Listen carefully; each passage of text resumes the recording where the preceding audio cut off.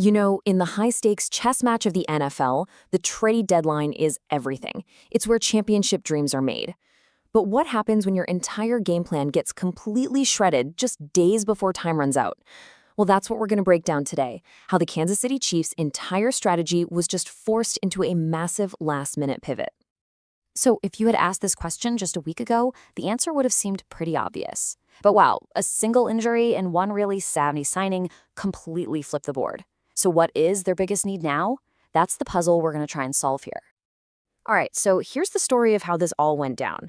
We're going to start with that deadline pressure and a big obvious hole on defense. Then we'll see how an old friend came in to provide a quick fix, only for a whole new crisis to blow up on offense, completely changing the game plan right before that final countdown. Okay, so to really understand what the Chiefs might do next, you've got to understand the guy calling all the shots, General Manager Brett Veach. And trust me, he is not the kind of guy to just sit back and watch when there's a chance to make the team better. I mean, just look at this timeline. It shows a super clear pattern, right? Melvin Ingram, Kadarius Toney, year after year, Veach proves he's an aggressive buyer at the deadline. He's always on the hunt for that one final piece he thinks can help make a championship run. So, with that aggressive mindset, Veach rolls into the final stretch before the deadline with his sights set on fixing one very clear problem area. And that problem? It was right there in the trenches. An injury to defensive tackle Omar Norman-Lott left a pretty significant hole smack in the middle of their defense. They needed depth, and they needed it yesterday. A trade really seemed like the only logical move. But here's the catch. The Chiefs weren't the only ones out there shopping. You had heavyweights like the Cowboys, the 49ers, the Bills, the Ravens. All of them were looking for the exact same type of player. And you know what that means. When demand is that high and the supply is low, the price to get a deal done just skyrockets. So just when it looked like the Chiefs might have to get into some crazy bidding war and overpay, a really clever solution kind of fell into their laps, not through a trade, but with a reunion. The team went out and brought back veteran Mike Pennell.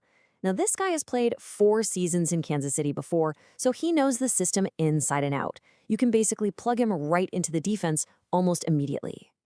And the impact of this signing is huge. According to A to Z Sports, this gives them that crucial quality depth. Now, is he some game-wrecking pass rusher? No, but he's a solid, reliable body who plugs the immediate hole left by that injury.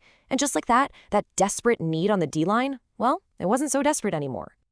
But just as one fire gets put out on defense, a huge alarm bell starts ringing on the other side of the ball. I'm talking a completely unexpected setback that would change the entire equation. Isaiah Pacheco, the heart and soul, the engine of the Chiefs' running game, is down with an MCL sprain. That is a massive blow. And the recovery for this kind of thing? It's a huge variable. It could be as short as 2 weeks, but it could also stretch out to 6. That kind of uncertainty right in the thick of the season is a gigantic problem for a team trying to win a Super Bowl. And if you want to know what Pacheco really means to this team, just listen to what his coach, Andy Reid, said. He said Pacheco actually wanted to go back in the game, adding, that's how he's wired, you'd have to cut his leg off to stop him. I mean, come on. That's the kind of fire and leadership that is almost impossible to just replace. So let's put the pieces together. You've got the defensive depth issue solved in-house, and now you have a brand new, urgent hole on offense. This combination basically forced Brett Veach to pivot his entire deadline game plan. This new reality is a tale of 2 totally different markets. On one hand, for a defensive lineman, it's a seller's market. Tons of competition, very few options, which means you're going to have to overpay. But for a running back, it's the complete opposite. Way less competition, more players available. It's a classic buyer's market. And when you really drill down into it, the opportunity gets even clearer. The Patriots are one of the only other teams seriously looking for a running back. Meanwhile, you might have teams like the Jets and the Dolphins who are willing to part with a player. Suddenly, the Pats getting a running back is way easier and probably a lot cheaper than finding a D lineman. And all of this strategic reshuffling, this crazy pivot, is happening under immense pressure because the league's trade deadline is right around the corner. Not only do the Chiefs have a monster game against the Bills this week, but the final deadline to make a move is November 4th. That gives Brett Veach just a handful of days to sort through his options and pull the trigger. So that leaves us with the million-dollar question. With a defensive hole plugged, a brand new crisis on offense, and market dynamics pointing in one clear direction, What does the guy with the history of making bold moves do? Does he make a trade for a running back that nobody was even talking about a week ago? Or does he stand pat and trust the guys he has? The clock